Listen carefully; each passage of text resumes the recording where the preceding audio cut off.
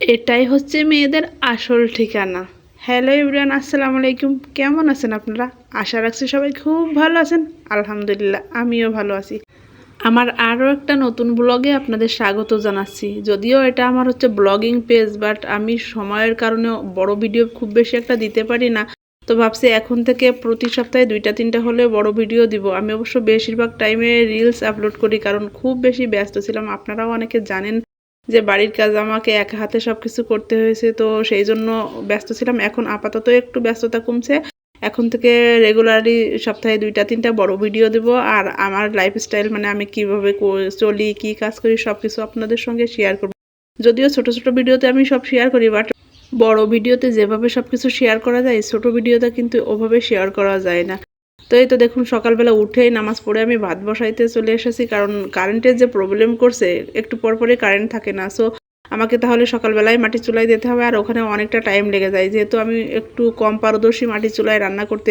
So এই কাজটা আমি তাড়াতাড়ি করি, সকালবেলা উঠেই নামাজ পড়ে আগে ভাতটা বসিয়ে দিই, তারপরে বাকি অন্য কাজ করতে থাকি। তো এই যে ভাত বসিয়ে দিলাম। আর হ্যাঁ, আমার রান্নাঘর কিন্তু এখনও পুরোপুরি কমপ্লিট হয়নি, মানে ফ্লোরের যে টাইলসগুলো আছে সেগুলো এখনও লাগানো হয়নি। ভাবছি ওগুলো কিছুদিন পরে লাগাবো। তো এই যে আপনাদের সঙ্গে গল্প করছি, সঙ্গে আমি কিছু আলুও কেটে নিব আর কি ভর্তা দেওয়ার জন্য।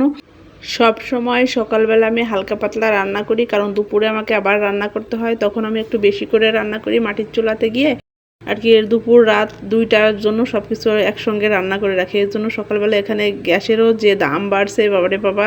অবশ্যই এখন একটু কমছে, তো সেই দিকটাও খেয়াল করে। আর যেহেতু আমি গ্রামে থাকি, শহরে থাকি না এখন, সেই ক্ষেত্রে মাটির চুলাতে রান্না করলে, যেহেতু বাড়িতে খড়ি টড়ি সব কিছুই আছে, সো ওখানেই রান্না করি। আর আমার মনে হয় মাটির চুলায় রান্না করলে টেস্টটা অনেক বেশি আসে।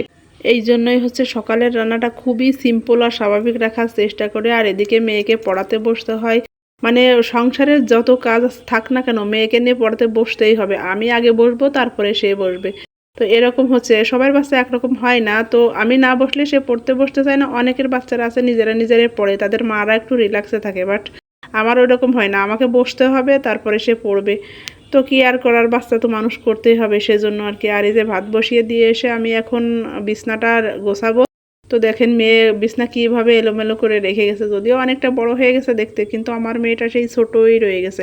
এত কিছু কিন্তু সে বোঝে না। ওকে আমি আর কিছু সকালের প্রাইভেটে দিয়ে আসছি, আর দিয়ে এসে এই কাজগুলো করা শুরু করছি। আর দেখুন জানালা দিয়ে কত সুন্দর রোদ আসছে, খুব ভালো লাগে আলো একবারে।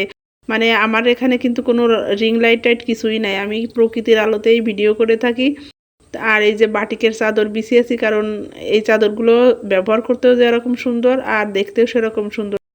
আর একটু কালারফুল চাদর ব্যবহার করে যেন ময়লা হলে একটু কম বোঝা যায়, এই জন্য।